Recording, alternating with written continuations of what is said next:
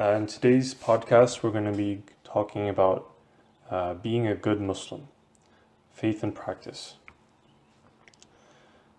Good character and its source, the Muslim faith. Islam and Muslims have been the topic of controversy in the Western world for quite some time, with a rapid increase after 9/11. There has been quite a negative media coverage in the West, with a lot of stereotyping and labeling. Muslims have been indiscriminately labeled by some Western media outlets as terrorists, violent, and ignorant. Though a minority, less than 1%, of the so-called Muslims have been involved in violent acts, the mainstream Muslims have always been peaceful and non-violent. And this surely stems from the character model defined and encouraged by the core Muslim faith. A good Muslim has a lot of characteristics which they inherit from their faith. Before outlining this good Muslim character and giving some examples, I'd like to define Islam first. So what is the meaning of Islam? Literally, the word Islam has three core meanings: submission, peace, and salvation. Therefore, becoming a Muslim encompasses all three meanings of Islam, in the sense that a Muslim is one who is in total submission to God, is in peace with himself as well as all people and all living and non-living creatures, and is on the path to salvation. He or she can never be sure and does not have the claim that he or she is absolutely saved, hence the expression path to salvation. The magic formula can be summarized as this: submit yourself to God so that you can live in peace here with everything, including yourself, and can be saved in the hereafter. Actually, except for human beings, all the creatures are perfect Muslims with a lowercase m. That is, they're absolutely submitted to God, which is shown by the perfect harmony in the universe. Wherever you go in nature, wherever you turn your face and look with a critical and observant look, you see the perfect harmony, the precise measures the universe was created on, and the minute details of God's works on the creatures. As Said Nursi, an eminent Turkish scholar, beautifully describes, a book, particularly one in each word of which a minute pen has inscribed another whole book, and in each letter of which a fine pen has traced a poem, cannot be without a writer. This would be entirely impossible. So too, this cosmos cannot be without its inscriber. This is impossible to the utmost degree. For the cosmos is precisely such a book that each of its pages includes many other books, each of its words contains a book, and each of its letters contains a poem. The face of the earth is but a single page in the book of the cosmos. See how many books it contains. Every fruit is a letter, and every seed is a dot. In that dot is contained the index of the whole tree in its vastness. A book such as this can have been inscribed only by the mighty pen of a possessor of glory who enjoys the attributes of splendor and beauty, and who is the holder of infinite wisdom and power. So, a Muslim, with his strong belief in the existence of God, submits himself to God and always feels his presence. This faith is an indispensable aspect of a good Muslim's character. Because when a person knows that he is always in the presence of the Creator, the all-seeing and all-knowing, he ideally pays attention to his behaviors. This being constantly God-conscious paves the way to good morals and character.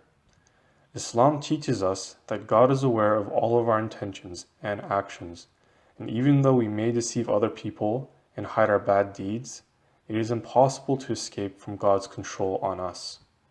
Moreover, our love for the all-compassionate and all-merciful God also makes it easy for us to be moral in conduct and sincere in our intentions, because we do what He wants us to do, not just because He sees us, but because we love Him and believe that He deserves every praise and to be obeyed.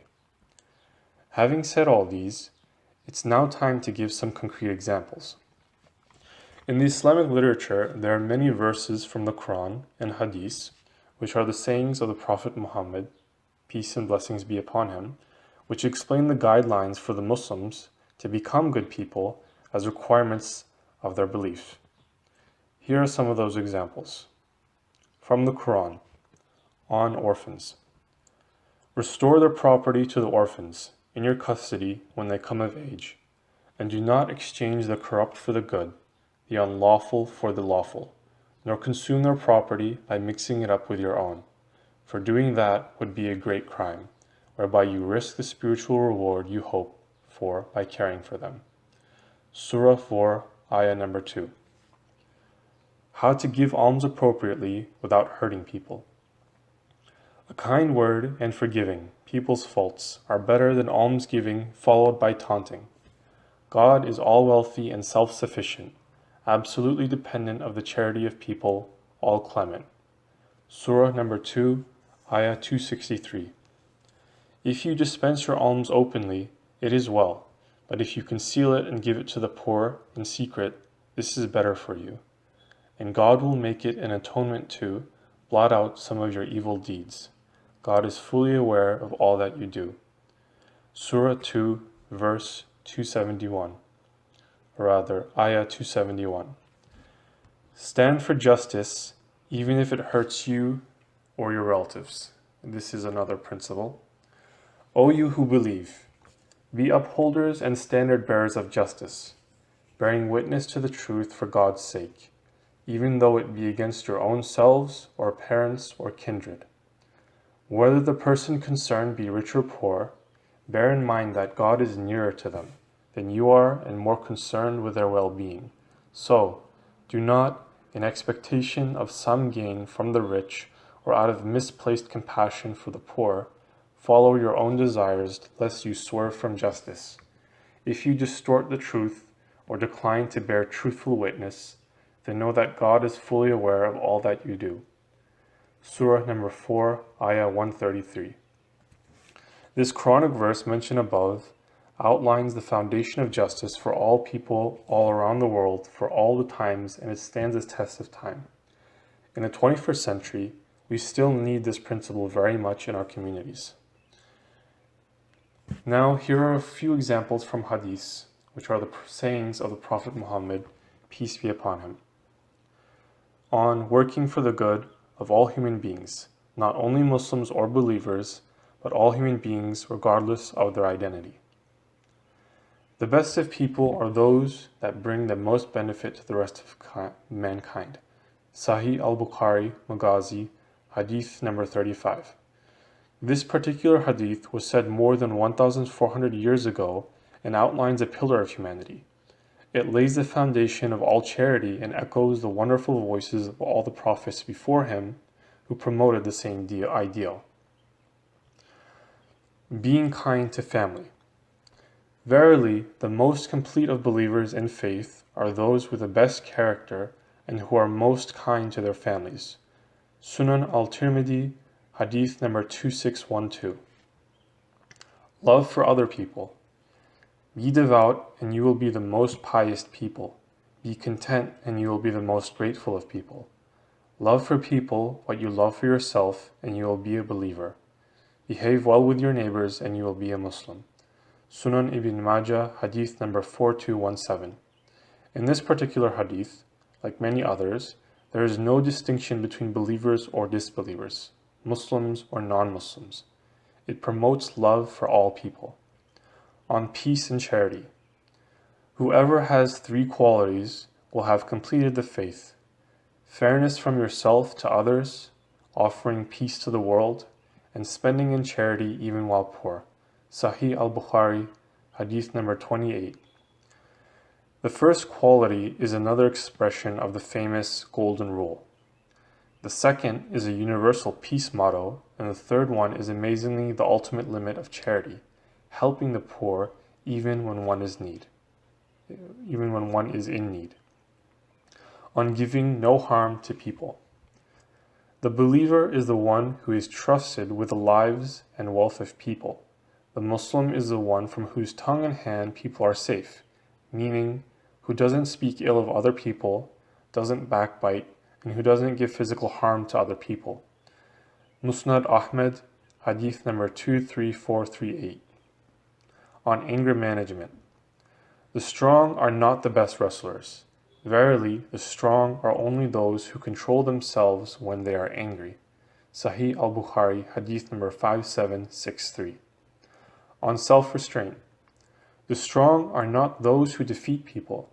Rather, the strong are those who defeat their own egos. Muskil al-Athhar, hadith number 1426. On being selfless and thoughtful for others. The parable of the believers in their affection, mercy, and compassion for each other is that of the body. When any limb aches, the whole body reacts with sleeplessness and fever. Sahih al-Bukhari, hadith number 5665. On true wealth. Wealth is not in having many possessions.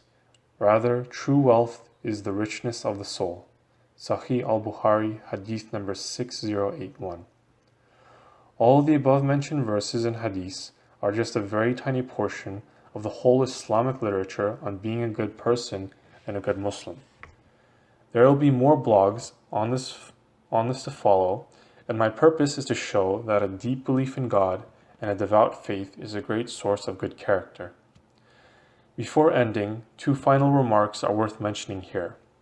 Firstly, I do believe and actually observe for many of my Canadian friends that Islam is not only the religion which promotes good in character.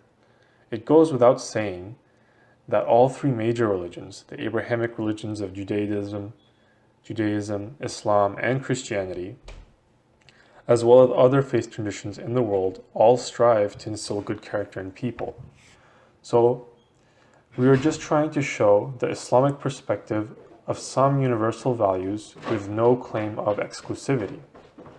And secondly, like in all religions and faith traditions, even various ideologies, there are many Muslims who do not practice their beliefs well and demonstrate bad behavior. This should not be overgeneralized to all Muslims and should not be a barrier to non-Muslims to investigate Islam by accessing its original sources and by looking at millions of sincere and honest practicing Muslims. I hope to be with you soon in a subsequent podcast on being a good Muslim. Stay safe and healthy.